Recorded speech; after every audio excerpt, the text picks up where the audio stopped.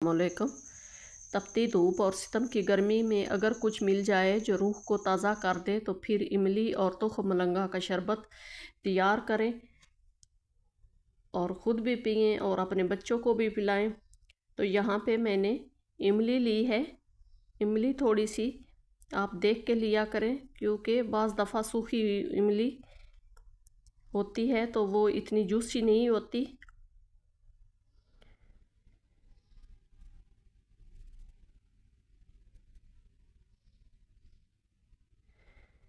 इमली को मैं तकरीबन 20 मिनट पहले जो है ना वो भिगो के रखने लगी हूँ और इसको मैं अच्छी तरह से इसमें गुठलियाँ इसकी अलग कर लेती हूँ ताकि ये अच्छी तरह से भीग कर तैयार हो जाए।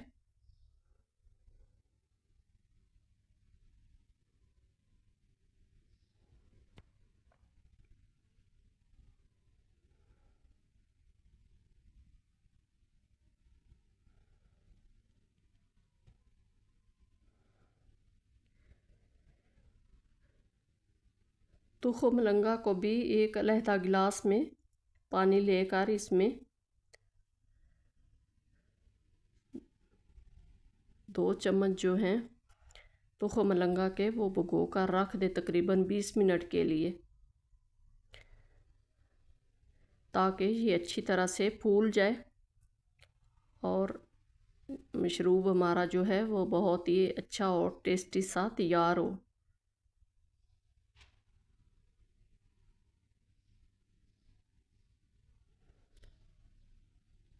कम से कम 20 मिनट पहले इसको ज़रूर भिगोना चाहिए ताकि ये अच्छी तरह से फूल जाए।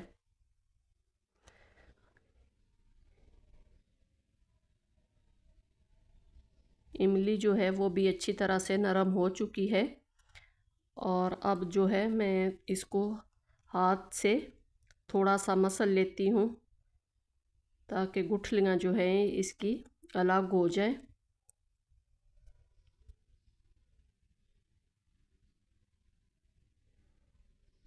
ये बहुत ही नरम हो चुकी है।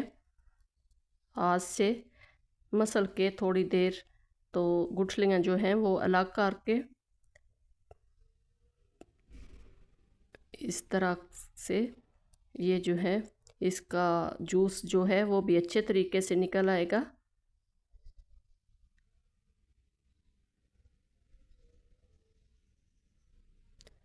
और छिलका भी रिमूव हो जाएगा।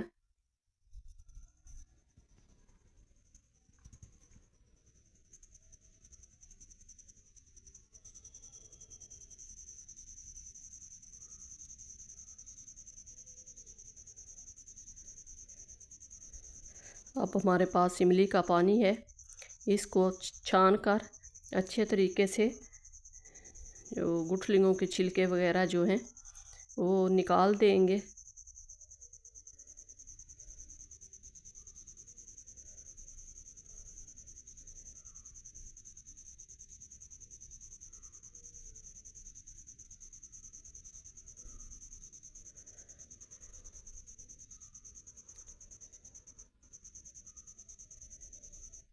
इमली का पानी छान लिया है। अब इसको मैं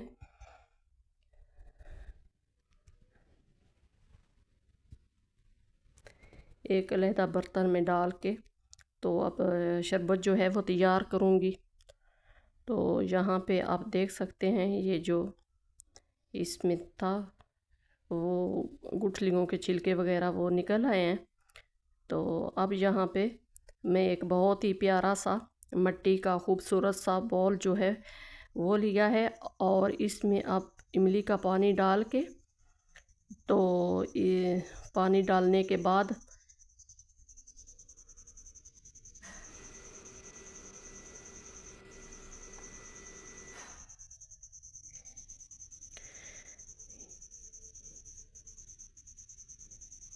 ये देखें यहाँ पे मैं पानी जो है वो बॉल में डाल रही हूँ।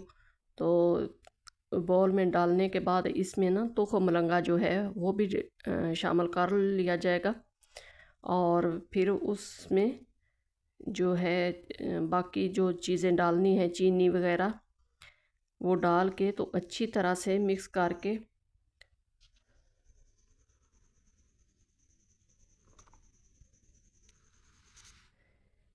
इमली का खट्टा मीठा जायका और काले नमक का इस्तेमाल इस ड्रिंक को बहुत ही ख़ास बना देंगे माशाल्लाह से। और इसमें तुख मलंगा का इस्तेमाल खूबसूरती में इजाफ़ा करता है और इसके बेनिफिट भी बहुत ज़्यादा हैं।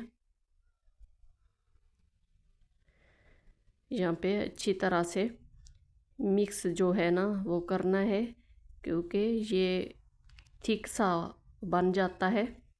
तो इसको फिर अच्छी तरह से मिक्स करेंगे तो ये हल हो जाएगा। और इसके बाद ये चीनी, काला नमक और पुदीने की पत्तियां हैं डाल के, तो इसको फिर मैं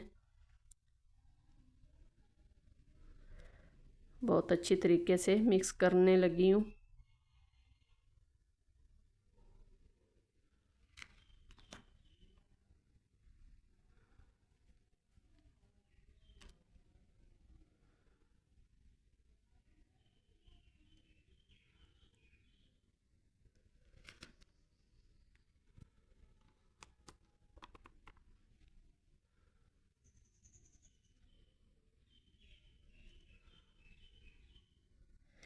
चीनी अच्छी तरह से मिक्स हो चुकी है, तो अब बर्फ़ जो है वो ज़्यादा डालनी है। इस तरह के मशरूब जो हैं वो मिट्टी के बर्तनों में ही अच्छे भी लगते हैं और उनकी अफादियत में इजाफ़ा भी होता है।